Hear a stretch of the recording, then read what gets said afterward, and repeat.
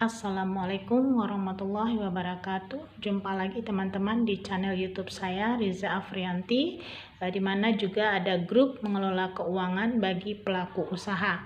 Nah, pada materi sebelumnya saya sudah membahas tentang laporan harian kas, jurnal, dan buku besar. Nah, setelah selesai kita membuat buku besar, langkah selanjutnya yang harus kita lakukan adalah membuat laporan rugi laba. Nah, laporan rugi laba dan neraca.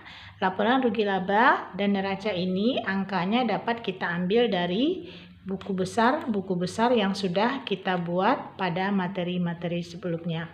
Oke teman-teman, baiklah, kita lanjut dengan membuatkan laporan rugi laba. Nah, langkah yang pertama yang harus kita lakukan adalah membuat judulnya, nama usaha, dan bulan atau periode pencatatan. Pada contoh soal adalah pada bulan Januari 2020. Nah, untuk kita mengetahui berapa besarnya rugi laba pada bulan berjalan, yang harus kita pertama sekali yang kita masukkan adalah total penjualan selama periode akuntansi tersebut atau selama bulan Januari 2020.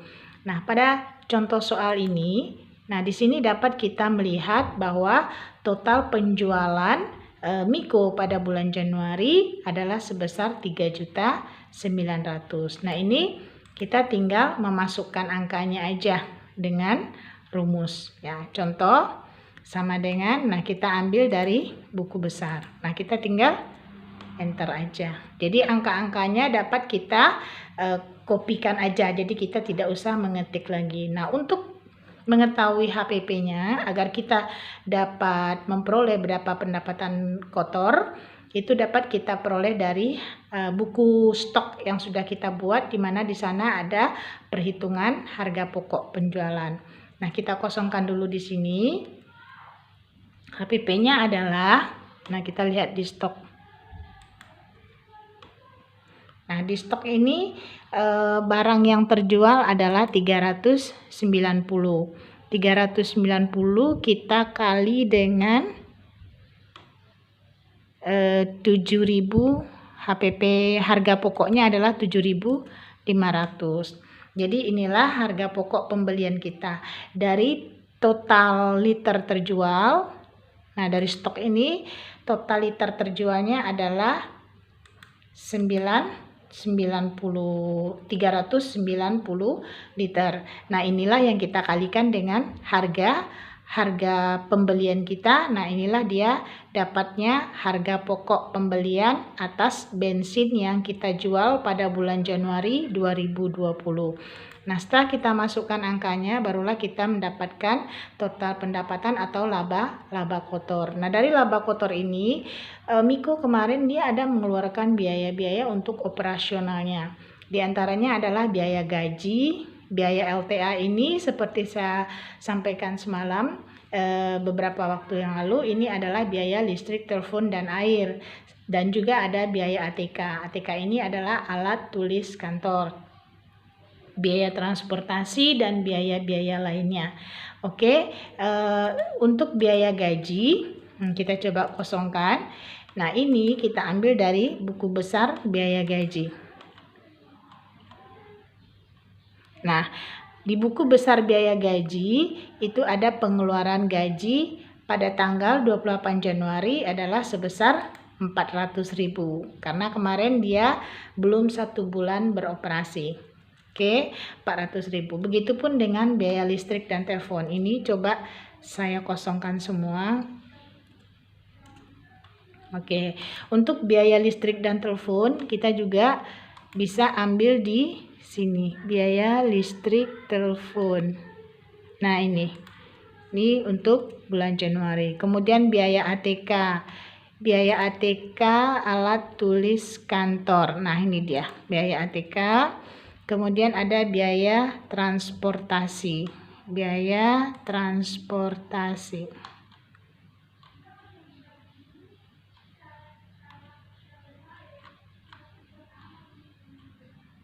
Biaya transportasi. Sedangkan biaya lainnya adalah biaya-biaya yang tidak umum atau tidak selalu ada pada setiap bulannya, seperti biaya sumbangan dan lain-lain. Nah, ini biaya lainnya. Jadi kita ambilkan dari saldo akhir pada bulan Januari. Jadi kita ambilkan total saldo akhirnya ya. Nah, inilah yang kita akan masukkan ke dalam neraca dan rugi laba. Nah, setelah kita masukkan biaya-biaya, maka inilah total biaya operasional. Jadi semua biaya-biaya ini kita jumlahkan, inilah totalnya. Nah, tadi kita sudah dapat laba kotor ya. Laba kotor itu penjualan setelah dikurangin harga beli atau harga pokoknya. Nah, dapatlah 975. Sementara biaya operasionalnya 1.595. Maka pada bulan Januari itu Miko mengalami kerugian sebesar Rp620.000. Adalah suatu kewajaran pada saat suatu perusahaan atau usaha baru berdiri, wajar kalau dia mengalami kerugian. Karena apa? Karena di awal itu adanya biaya-biaya operasional di awal. Pada contoh soal ini, nah seperti dia baru berdiri setengah bulan, sementara dia harus mengeluarkan biaya-biaya untuk biaya izin operasi dan lain-lainnya, biaya izin usaha dan lain-lainnya. Nah, inilah yang menyebabkan dia mengalami kerugian. Nah, nanti saya akan membahas pada video berikutnya bagaimana apabila dia sudah berjalan lebih dari 1 bulan. Nah, kita bisa lihat apakah nanti dia akan mengalami kerugian atau dia akan mendapatkan keuntungan. Nah, setelah kita membuat rugi laba, barulah kita membuat neracanya. Nah, neraca di sini saya buat neraca sangat sederhana sekali, di mana dia berbentuk T, ya. Nah, di sini adalah aktiva lancar dan ini adalah aktiva tetap. Aktiva lancar itu yang pemakaiannya masanya tidak lebih dari 1 tahun atau dia aktif selalu ada dipakai dia penggunaannya yang lancar. Sementara aktiva tetap itu yang umur pemakaiannya lebih dari 1 tahun. Contohnya adalah inventaris. Pada kasus Miko ini adalah contohnya adalah pembelian 1 unit mesin untuk Pertamininya. Nah, kemudian di sini juga ada hutang jangka pendek, hutang jangka panjang, dan juga modal. Nah, khusus untuk kasus Miko dia tidak ada hutang kepada pihak manapun. Jadi yang ada pada dia adalah aktiva lancar, aktiva tetap, dan modal atau ekuitas. Nah, di dalam sini juga ada muncul nanti rugi laba tahun berjalan atau bulan berjalan. Nah, teman-teman, sekarang kita coba memasukkan angka-angka yang ada di kas buku besar yang sudah kita buat ke dalam neraca.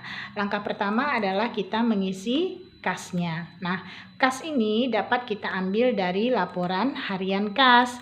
Laporan harian kasnya pada tanggal akhir periode Januari 2020 adalah bersisa sebesar 8 juta.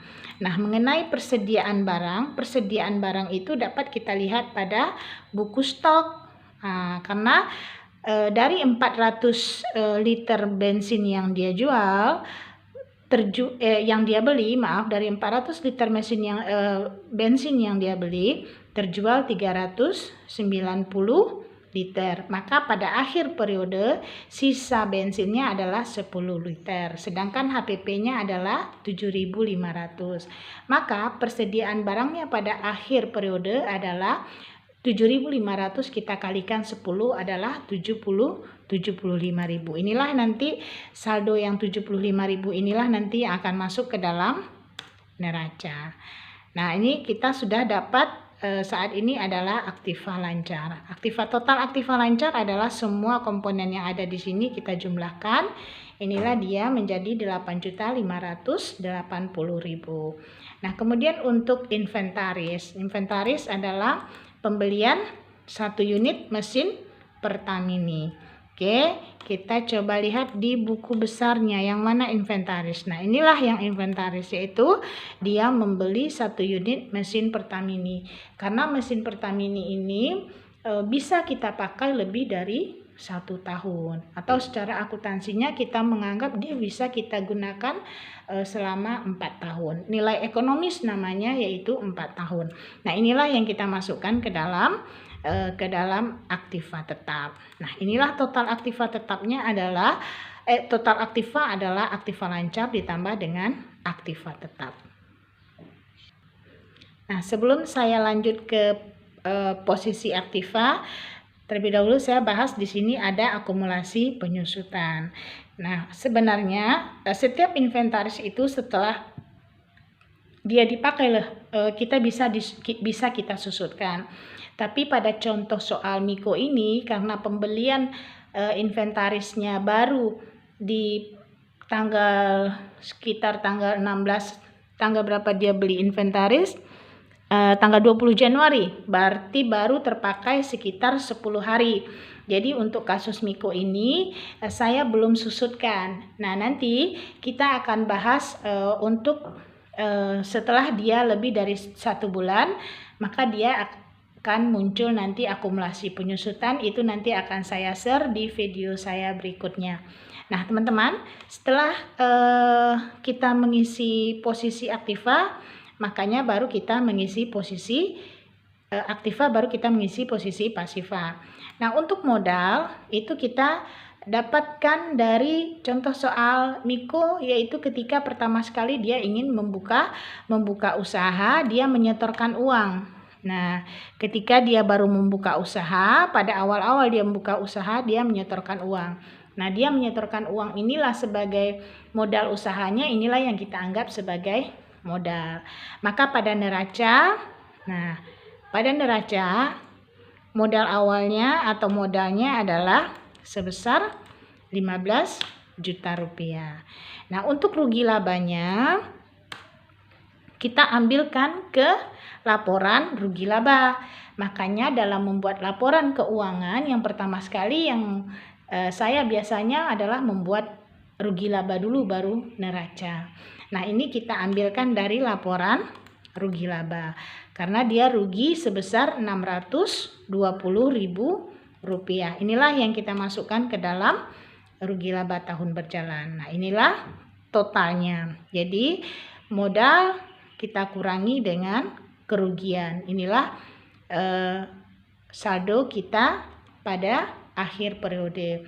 Nah, neraca itu artinya di sini adalah keseimbangan, ya. Neraca adalah keseimbangan. Jadi antara sisi debit dan sisi kredit adalah harus balance, harus seimbang. Maka pada contoh soal ini pada akhir periode di aktivanya dan pasifanya adalah sama. Oke, teman-teman, demikianlah pembahasan saya malam hari ini. Mudah-mudahan bermanfaat. Terima kasih. Assalamualaikum warahmatullahi wabarakatuh.